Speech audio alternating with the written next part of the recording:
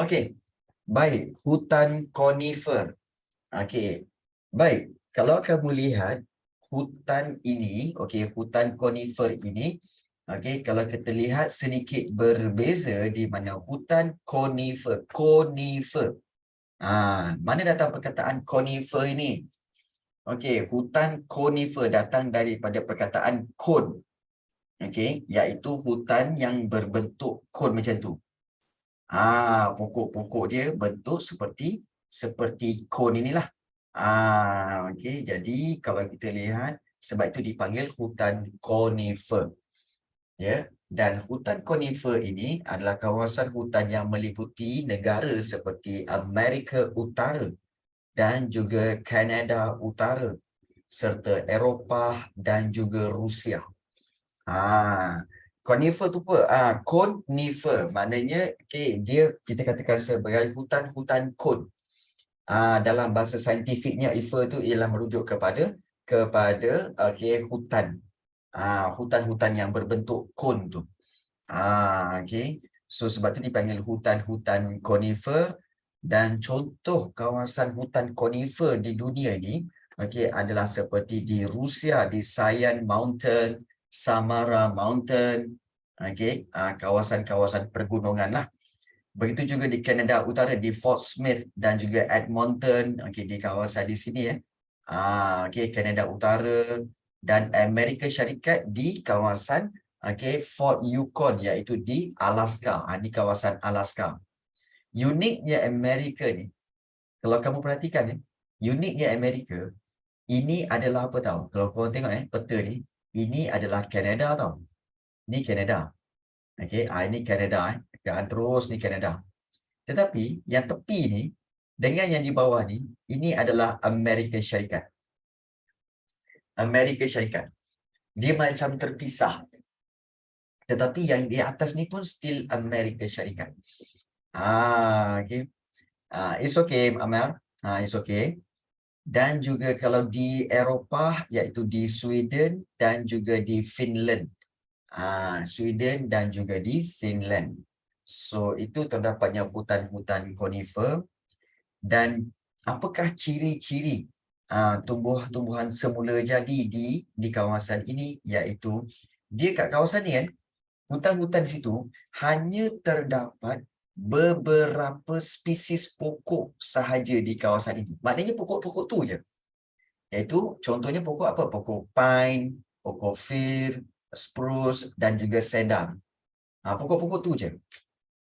Dan kalau persoalan kenapa bentuk dia berbentuk kanopi ataupun bentuk kon, kerana kanopi pokok itu berbentuk kon untuk mengelakkan salji terkumpul di atasnya. Mengelakkan salji terkumpul di atasnya. Kalau salji terkumpul di atas itu, maka kalau pokok tu berbentuk bulat, kemudian banyak salji di atas tu, maka pokok itu akan berat dan dia boleh tumbang. Sebab itu pokok ni, di hutan konifer pokok dia berbentuk kon. Dan batang pokok dia tu berkulit tebal, lurus dan juga tinggi. Tapi kepadatan pokok adalah sederhana. Apa maksud kepadatan pokok, cikgu?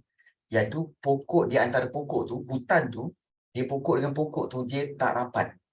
Dia jarang-jarang sikit. Jadi hutan tu jadi tak padat. Hutan tu nampak macam tak penuh. Dia tak padat. Dan daun-daun dia, kalau kamu lihat daun-daun pokok ini, dia bersaiz kecil. Daun-daun dia saiz dia kecil, halus dan berbentuk jarum. Berbentuk jarum tajam-tajam tu untuk mengelakkan kehilangan air melalui proses transpirasi, iaitu proses penyejatan air daripada udara lah, daripada daun-daun tu. Dan permukaan daun bersalut lilin untuk mengelakkan ancaman frost, iaitu ancaman kesejukan.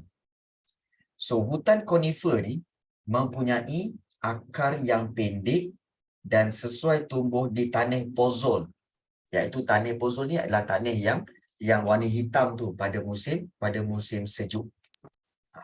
Jadi inilah bentuk pokok conifer yang terdapat dalam hutan conifer, dan inilah contoh. Kalau kita lihat daun-daun dia, pokok fir ni, inilah dia. Nampak tak? Daun dia berbentuk jarum. Daun-daun dia berbentuk jarum. Nampak tak? Okey. Untuk mengelakkan daripada pokok itu kehilangan air. Dan dia berbentuk kon supaya dapat mengelak daripada salji terkumpul di atasnya. Jadi, kalau kita lihat, ini sebenarnya adalah, kalau kita lihat tumbuh-tumbuhan ini, okey, adalah dia hidup mengikut cuaca. Mengikut cuaca setempat. Jadi itu keistimewaan hutan conifer ini. Okey, apa itu frost? Frost ialah keadaan yang wujud apabila suhu permukaan bumi jatuh di bawah takat beku, iaitu 0 darjah Celsius, sehingga terbentuknya habler ais yang halus. Habler ais tu maknanya ketulan-ketulan ais lah, debu-debu ais yang halus. Jadi itu kita kata sebagai hutan conifer. Okay, selain daripada kawasan di Amerika Utara, Kanada Utara, terdapat juga di kawasan di Eropah seperti di Finland dan juga di Sweden, serta di kawasan Rusia di sini. Ini kawasan hutan conifer lah. Okey, hutan conifer. Okey. Baik. So, kalau kita lihat di sini, antara contoh hidupan liar yang terdapat di kawasan hutan pokok conifer ni, iaitu hutan conifer ni dah seperti lynx. Nampak tak binatang ni, lynx ni? Lynx ni sebenarnya dia macam apa? Dia macam kucing lah. Dia macam kucing tapi kucing hutan. Dia macam kucing tapi dia besar sikit daripada kucing. Tapi dia bukan harimau. Dia bukan singa. Dia keluarga kucing. Tapi ini tak boleh bela lah. Kalau bela ni, okay, dia menggigit semua ni. Ini lynx ya. Kemudian okay, ada moose. Okay, binatang yang seperti rusa tapi dia besar dan bertanduk. So kalau kita lihat hidupan liar seperti burung dan juga binatang sangat aktif pada musim panas kerana mencari makanan. Biasanya hutan pokok conifer ni dia berada di iklim 4 musim. Yang ada musim panas, musim sejuk, musim bunga, musim luruh. Okey. Cikgu, moose carnivore ke? Tidak. Okey, setahu cikgu, moose adalah herbivore. Dia makan daun. Ya. Baik. So pada musim sejuk, kalau kita lihat, rusa dan burung akan berpindah ke kawasan yang lebih panas di bahagian selatan. Contoh hidupan liar adalah seperti beruang, ada moose, lynx dan juga tupai merah. Dan hidupan liar jenis burung pula adalah seperti burung hantu, belatuk, burung blue jay dan juga burung raven. So jenis-jenis burung lah. Kenapa dia gigit orang? Cikgu tak tahu pula, tak pernah dengar pula moose gigit orang. Okey, moose ada gigit orang ke? Okey. Moose ada gigit orang Ada Okey, setahu cikgu, moose sejenis binatang yang dia keluarga rusa, yang mana dia adalah herbivore, iaitu dia akan makan daun-daun dan juga tumbuh-tumbuhan. So ada ke moose yang memang makan daging, iaitu carnivore? Ada meh? Ada okey. Ada moose. Itu moose lain pandai. Okey. Tak ada rasanya. Ada ke dia kata moose May? Moose May tu penyanyi lah. Suka hati kau aja. Okey. Baik. Okey, moose May tu penyanyi kau jangan memandai kau. Okey. Baik. So kalau kita lihat di sini, okey. Baru-baru ini, okey, sebelum kita meneruskan ke bahagian seterusnya, okey, kita nak tak kita melawat kawasan-kawasan hutan conifer ini? Biasalah kelas geografi mestilah melawat hutan-hutan conifer, melawat tempat, betul tak? Nak tak untuk kita melawat? Boleh okey, boleh. Dan okey, ya, selamat datang kepada Syazwina. Hai Syazwina. Okey, dan juga Kavia serta Izzah. Okey. So kita akan meneruskan pembelajaran kita dan kita tengok di manakah tempat-tempat yang dikatakan sebagai terdapatnya hutan conifer. Okey. So kalau kita lihat hutan conifer, okey, so kita akan pergi ke sebelah Kanada dan juga Amerika Syarikat. Ataupun dipanggil US lah. Kita panggil US. Okey. Baik, so sekarang kita berada di mana ni? Okey, berada di Kanada sekarang ini. Okey, dan kalau kita lihat, kita nak pergi ke kawasan Amerika Utara iaitu di Alaska. Ini Alaska. Ini Alaska. Dan Alaska ni memang kawasan dia memang kawasan yang besar, tetapi harus diingat dia memang penuh dengan hutan lah. Memang banyak hutan kat sini. Ini Alaska. Okey, dan juga kita ada conservation area, hutan-hutan simpan. Conservation ialah hutan-hutan simpan ya. Hutan-hutan simpan, dan mungkin ada kawasan-kawasan yang mungkin kita boleh lihat. Okey, untuk kita mendarat di mana agaknya di situ ya. Okey, baik. So mungkin kita boleh lihat kawasan-kawasan hutan yang sesuai untuk kita mendarat. Okey, kita akan mendarat di satu kawasan untuk kita melihat bagaimana bentuk hutan conifer.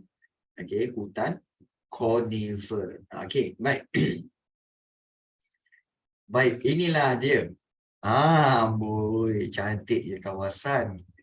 Okey, hutan conifer. Anda lihat di sini. Okey, pokok-pokok dia.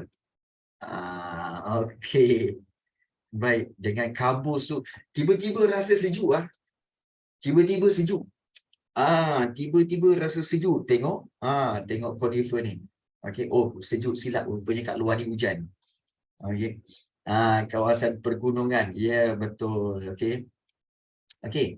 Terdapat juga pokok-pokok yang berbentuk lain, tetapi kalau kita lihat still daun dia, okey, jenis daun yang halus, yang kecil-kecil, okey, tidak ada daun yang besar-besar. Okey. Dan kalau kita lihat, kawasan pergunungan ya. Nampak tak? Lain macam lah. Okey. Mana Google Earth dapat kawasan gambar hutan macam ni? Okey. Sebenarnya kawasan-kawasan gambar-gambar ini memang ada orang yang dah pergi. Tak, memang ada orang dah pergi. Memang ada orang pergi kat sini. Dan mereka lah yang telah mengambil gambar-gambar ini. Ya, silakan Raja Ili. Okey. Baik. Ini bentuk, kalau kita tengok daripada dekat, okey, inilah bentuk hutan conifer. Okey, cantik cantik. Rasa macam feeling-feeling yang kata apa, romantik-romantik gitu. Romantik gitu ya. Nampak tak dengan kabus kan? Okay. Sekarang adakah masih di kampung? Romantik mati kesejukan. Ya, Sarah. Inilah kalau romantik-romantik orang cakap apa? You jam, I jam. Kan? You jam, I jam. Kononnya. Kan? Cikgu ingat Titanic, cikgu. Bukan Titanic lah kan. Ya bukan Titanic, tapi sampan di pelabuhan. Okey. Konon, kan. Orang bercinta kan. Kau tahu ke? Kau tak tahu ke orang bercinta ni? You die, I die kan. Orang bercinta ni kadang-kadang kan. Dia punya perangai gila-gila, tak apa-apa perangai. Lautan api sanggup ku renang. Lautan api sanggup ku renangi kan. Dia kata lautan api sanggup ku renangi. Padahal berenang pun tak reti. Berenang tak reti nak cerita. Cikgu, nanti bini dia dekat rumah call, abang banjir. Tak perlu awak selamatkan diri awak dulu. Abang tak nak, abang takut air. Ya betul kan. Rupa-rupanya yang si lelaki tu tak reti berenang. Nak berenang pun pakai pelampung itik. Pelampung itik. Sudah. Berenang tak reti. Tapi cerita lautan dalam sanggup kurun nangis. Sudahlah. Itu semua auta. Okay. Baik. So, okay. So sedarlah semua itu semua mulut-mulut manis saja kan. Yang nak pancing je tu semua tu. So jangan percaya semua tu. Okey. Baik. So jadi inilah kawasan-kawasan dia dan masih lagi ada kawasan-kawasan hutan yang lain ya. Okey, dan selain itu mungkin kita boleh melihat satu lagi kawasan yang nampaknya macam telah gondol ya. Telah gondol ditebang ke apa ataupun mengalami musim sejuk. Okey, kita tengok sekejap. Okey, berkaitan dengan okey, hutan-hutan yang kita nak tonton ni sebenarnya nak tengok sebenarnya bentuk hutan dia macam mana kan. Okey. So inilah dia hutan dia. Lain macam hutan ni.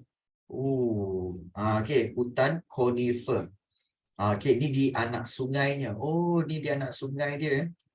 Okey. Okey, di anak sungai. Nampak tak pokok-pokok dia? Kalau korang perhatikan bentuk dia conifer yang sangat-sangat sangat-sangat kurus tu lah kan. Untuk mengelak daripada salji terkumpul di atasnya. Alamak, kaki dah kena air ya. Ush, kaki tenggelam dalam sungai ni, macam mana ni? Sejuk dia lain macam ni. Okey. Sejuk dia lain macam ya. Okey. Dan kalau kita lihat, dan kita lihat tak banyak pokok yang tumbuh hidup pada waktu ini. Sebenarnya pokok ni bukan mati tau. Pokok-pokok ni sebenarnya pada musim sejuk, dia menggugurkan daun. Menggugurkan daun. Jadi sebab itu nampak macam togel je kan. Okay, sebab bila musim sejuk dia akan gugurkan daun-daun dia. So inilah antara contoh hutan kalau kita lihat sini, inilah dia hutan conifer. Tapi tiba-tiba ada kereta Toyota. Ini kereta Toyota bukan tumbuh-tumbuhan ya, dan juga bukan haiwan liar. Kau jangan ada. Okey, Toyota bukan hidupan liar, bukan okey, tumbuhan liar ataupun hidupan liar, bukan. Okey, jangan macam-macam korang ni ya. Korang macam-macam. Kan. Ini mesti si musbih ni. Kan. Bukan Totoro, bukan. Suka hati korang aja kan. Baik. So inilah yang kita telah tunjukkan, iaitu berkaitan dengan hutan-hutan conifer. Hutan conifer. Alright. Baik. So kita telah mempelajari beberapa jenis hutan. Pertama sekali hutan di gurun panas, kemudian juga di hutan monsun tropika, kemudian juga hutan daun luruh sederhana, dan serta hutan conifer. So ada banyak perbezaan yang telah kita lihat berkaitan dengan hutan-hutan ini. So itu berkaitan hutan-hutan ini. Dan masalahnya, kita akan tertanya, kenapa kita kena belajar benda ni cikgu? Apa kepentingan dia? Kita means cikgu di muda. Okey. Tak Syamsuddin, tidak. Cikgu pakai baju hitam ni maksudnya apa? Cikgu undi muda, bukan. Pakai baju hitam ni sebenarnya mengundi iaitu parti tanjak. Parti tanjak. Parti tanjak iaitu parti yang akan cikgu wujudkan insya-Allah dalam 5 tahun akan datang kot. Pastikan korang semua mengundi cikgu. Baik, seterusnya. 8.2. Silat sendu Alright. Kepentingan tumbuh-tumbuhan semula jadi dan hidupan liar di dunia. Apakah kepentingan dia? Kenapa kita kena belajar tumbuh-tumbuhan semula jadi dan hidupan liar dunia cikgu? Kepentingan dia. Kenapa kita kena belajar? Apa faedahnya? Macamlah saya ni akan nak pergi ke luar negara ke kan? Mana tahu memang korang akan pergi ke luar negara? Siapa tahu, betul tak? Jadi untuk itu kamu kena tahu serba sedikit tentang geografi negara yang akan kamu lawati. Jadi apakah kepentingan manfaat tumbuh-tumbuhan semula jadi ini cikgu? Pertama sekali untuk pelancongan. Memang pelancongan. Sebab kebanyakan kawasan hutan semula jadi di dunia ini sesuai untuk menjadi pusat eko-pelancongan. Apa itu eko-pelancongan? Iaitu pelancongan untuk menikmati ekologi ataupun untuk menikmati Okey, iaitu untuk menikmati alam sekitar. Itu eco pelancongan, menikmati alam sekitar. Dan 81% daripada hutan monsun tropika adalah terdiri daripada Erawan National Park di Thailand dan menempatkan hidupan liar yang hampir-hampir pupus. Sebagai contoh, gajah kat sana dijadikan sebagai pengangkutan untuk menjelajah kawasan Erawan National Park tu.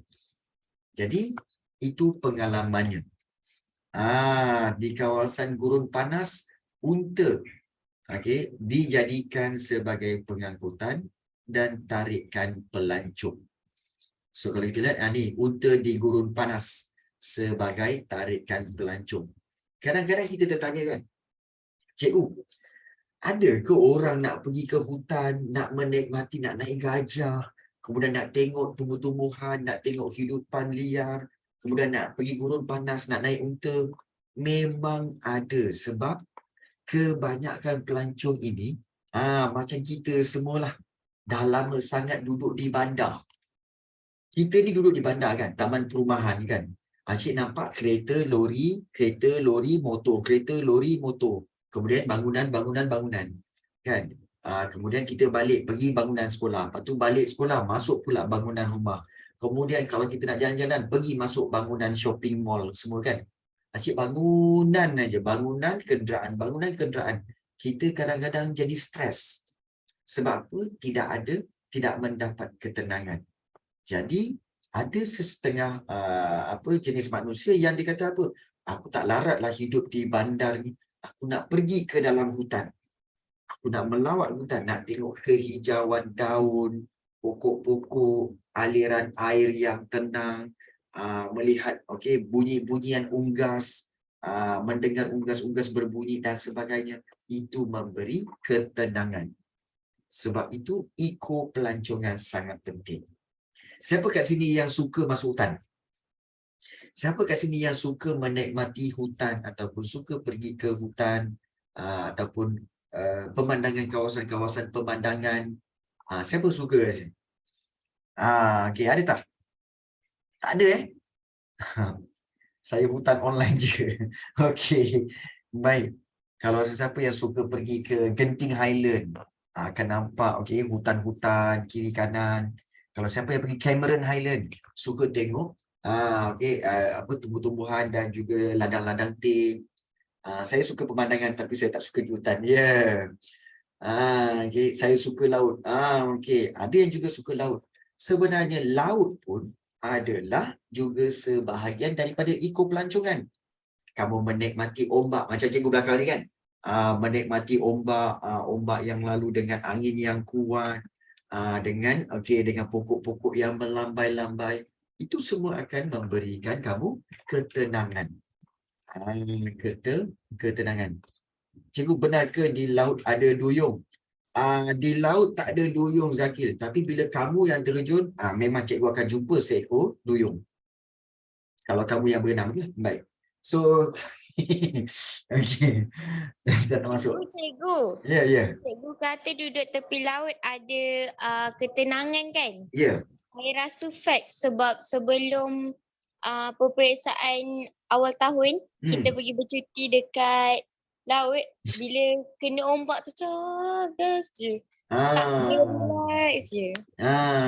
Betul. Yang lagi best bila kamu kan Raja Ili kan, duduk tepi batu tu, tepi pasir tu, kemudian ombak sampai kan, kemudian kamu duduk bersimpuk ala-ala orang Melayu lama kan, kemudian kamu main air macam tu, sambil nyanyi air duyung, contoh macam tu kan, kan nampak sangat klasiknya. Jadi itu memang terbaiklah. Jadi kita lihat bahawa itulah antara peranan tumbuh-tumbuhan semula jadi dan hidupan liar, iaitu memberikan ketenangan. Tu malam-malam takut. Malam kau jangan buat malam-malam. Raja Ili kau jangan buat malam-malam, risau. So itu pelancongan. Kepentingan tumbuh-tumbuhan semula jadi untuk yang pertama sekali untuk pelancongan. Yang kedua, iaitu sebagai penghalang hakisan. Yang kedua, penghalang hakisan. Di mana kalau kita lihat, tumbuh-tumbuhan semula jadi ini memainkan peranan penting dalam menghalang hakisan tanah. Di mana kalau kita lihat, daun-daun yang besar mampu memecahkan butiran hujan dan mengurangkan kelajuan titisan air yang jatuh ke bumi. Akar pokok pula akan mengurangkan air larian permukaan dan menjadi penghalang kepada hakisan. Di kawasan paya air masin pula, pokok-pokok bakau dapat menghalang tindakan hakisan oleh air laut. So, akar pokok bakau ini akan menguatkan struktur tanah serta juga akan menahan tindakan ombak di pinggir laut. Maknanya senang cerita, hutan-hutan ni sebenarnya penting untuk apa? Untuk penghalang hakisan. Di mana kalau kita tahu bahawa, kalau kita lihat seperti contohnya, kalau kita lihat seperti pokok-pokok kalau katakan pokok-pokok yang ada di lereng-lereng bukit, sebagai contoh di lereng-lereng bukit ni, terdapatnya pokok-pokok yang besar-besar kan, yang besar-besar tu. So apabila hujan turun, bila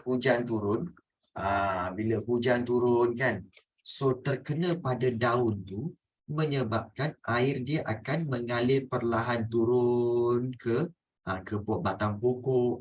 Kemudian di bahagian bawah tu pula adanya akar-akar yang besar. Ini menyebabkan akar-akar besar ini berjaya menghalang air itu daripada mengalir laju, tetapi dia akan mengalir perlahan-lahan. Sebab langgar akar tu, langgar akar ni, langgar akar tu, so dia akan perlahan dan dia akan diserap ke dalam tanah. So, itu akan mengelakkan hakisan. Kerana apa? Kerana daun yang besar boleh mengurangkan kelajuan air. Baik. Bayangkan, kalau sekiranya tidak ada lagi daun-daun ini. Tak ada lagi daun-daun ini, pokok-pokok pun telah ditebang. Tak ada. Nescafe lah. Thank you. So bayangkan kalau tak ada pokok-pokok ni. So apa yang akan berlaku kalau kita lihat, iaitu air hujan itu dia akan turun dengan laju terus menghentam tanah ini, menyebabkan tanah itu akan jadi apa?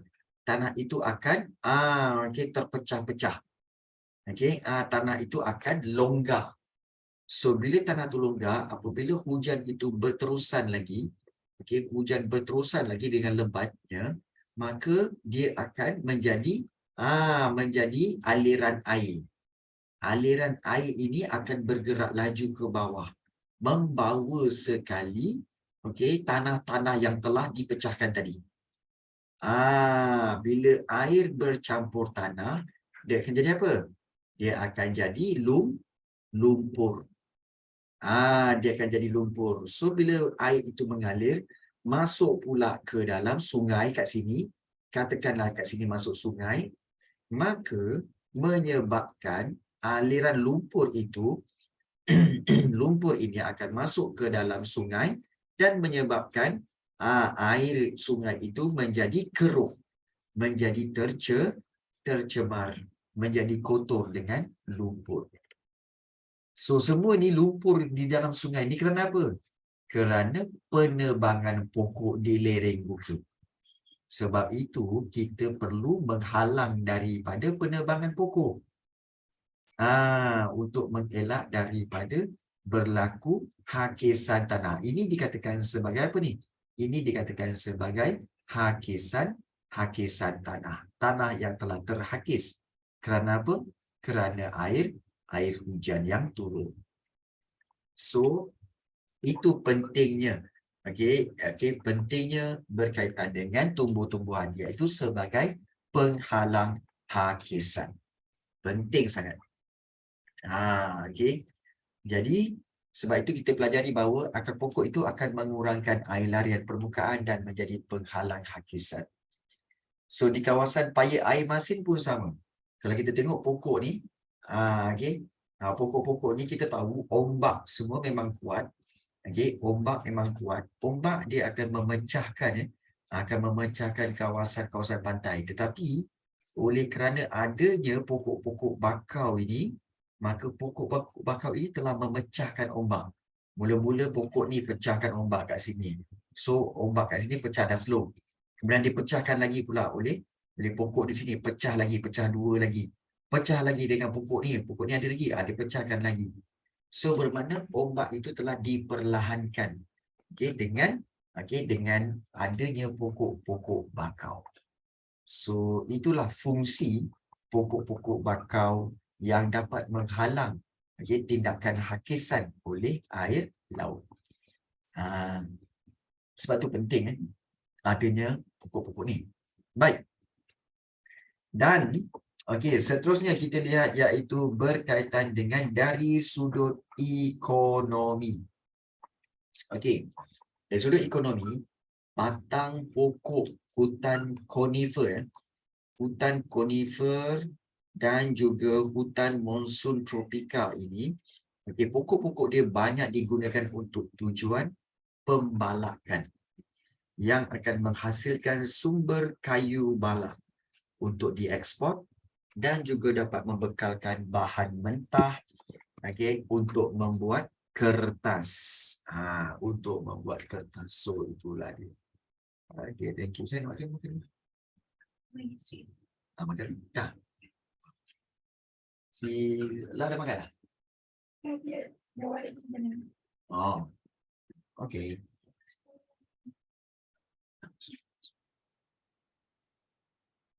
Okay.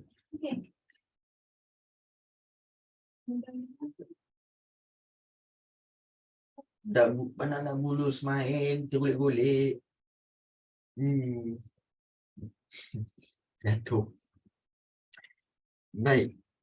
Aktiviti pembalakan Pembalakan telah membuka peluang pekerjaan kepada penduduk-penduduk di kawasan tersebut. Inilah dia.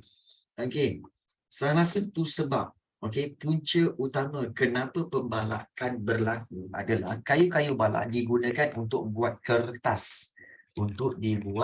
Buat kertas.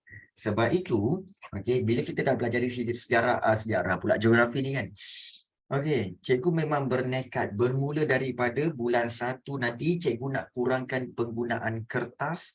So cikgu berikan nota kepada kamu semua dalam bentuk digital, dalam bentuk PDF semua. Kamu hanya perlu download dan juga simpanlah dalam laptop kamu ataupun di PC ke ataupun di tab kamu ke kan. Jadi kalau nak jawab ke nak menanda ke semua kat situ. So tak perlu print lah. Sebab apa? Kalau print tu nanti kan akan mengurangkan lagi banyak penggunaan kertas. Di mana kita tahu kertas ini dibuat daripada pokok. Dan selagi banyak kita guna kertas, maka lagi banyaklah pokok-pokok yang akan ditebang. Jadi kita harus sedar tentang pembalakan yang banyak mencemarkan alam sekitar dan menjejaskan alam sekitar. Kalau nak pakai kertas pun boleh. Tapi gunakanlah dua-dua muka surat. Baik. Tempoh masa pokok balak membesar berapa lama ke cikgu? Baik. Untuk pokok-pokok seperti pokok-pokok hutan konifer, seperti pokok pokok birch ataupun pokok pine semua kan, dia punya tempoh untuk membesar tu tak lama, lebih kurang dalam 5 tahun. 5 tahun ke atas. 5 tahun ke atas lah. Minimum 5 tahun lah. Tetapi kalau hutan-hutan, kalau pokok-pokok yang untuk buat perabot, kayu-kayu perabot, contohnya kayu cengal, meranti, pokok balau dan sebagainya tu, dia punya nak membesar tu, dia mengambil masa 10 hingga 20 tahun ke atas. 10 hingga 20 tahun ke atas. Memang lama. Jadi ini boleh menjejaskan kehidupan liar di kawasan itu kalau kita tebang pokok-pokok balak ni, pokok-pokok cengal, meranti ni semua. Sebab kalau nak tanam balik, nak tunggu dia besar tu, at least 20 tahun dan ke atas lah. Jadi itu akan mengambil masa yang lama. Kalau 20 tahun ke atas tu maknanya apa? Maknanya hampir 4 kali pilihan raya tu. 4 kali pilihan raya baru nampak dia besar dan boleh ditebang. Jadi itu menyebabkan kerugian kepada negara.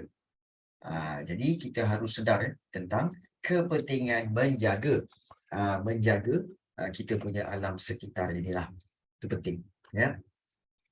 Okey. So walaupun begitu, pembalakan sebenarnya banyak memberikan sumber ekonomi dan juga memberikan peluang pekerjaan. Seperti apa? Seperti pembalap, seperti pemandu lori balap. Kemudian juga bila ada kilang-kilang balap, maka akan adalah pekerja-pekerja di kilang-kilang kertas, pekerja-pekerja di kilang-kilang kotak. Baik, cikgu, kira-kira berapa skala kilo kertas yang dapat diproses oleh satu batang pokok? Sukar untuk dikira sebenarnya, namun begitu dianggarkan satu batang pokok kayu pokok tu sebenarnya boleh menghasilkan 2 hingga 3 bandel kertas. Kamu tahu kan satu bandel kertas tu yang kertas yang tebal ni, satu rim lah. Satu rim tu kan yang selalu kamu beli satu rim, kalau satu rim satu bekas besar tu kan. So satu rim tu biasanya kalau satu batang pokok tu biasanya boleh dapat dalam bukan 4, banyak. Biasanya di antara 10 rim. Satu batang pokok tu 10 rim. Hampir kepada 10 rim. Hampir kepada 10 rim. 8 ke 9 rim macam tu lah. Jadi, tapi sebab itu walaupun kita boleh menghasilkan rim yang banyak ataupun kertas yang banyak, tapi kita tak bolehlah membazir. Ini korang ni kadang-kadang menulis kat buku tu, baru tulis sikit, alah salah lah, koyak buang. Tulis sikit lagi, alah salah lah, koyak. Tak bolehlah macam tu kan. Itu adalah satu bentuk pembaziran. So jangan membazir. Sayangi pokok-pokok kita ni ya. Ya, betul Raja Lili. Hampirlah. Hampirlah. Jadi sebab itu, sekarang ni ada pilihan iaitu ada kertas yang recycle. Ada juga kertas-kertas A4 tu, kertas-kertas A4 tu yang dibuat daripada recycle paper. So, boleh. Itu pun disyorkan juga, di mana kertas-kertas yang recycle ini juga boleh digunakan. Sekali beli 5 hingga 8, mak ai. Raja, kau nak buat apa? Nak buat apa? Cikgu. Cikgu kena faham. Mami saya cikgu, saya pelajar, kakak saya pelajar. Jadi semua guna kertas. Oh, okey. Sebelum tu, mami kamu mengajar apa? Takut nak bagi tahu. Cakap je lah. Mami saya ajar muzik, sejarah, geo, maths. Peliknya.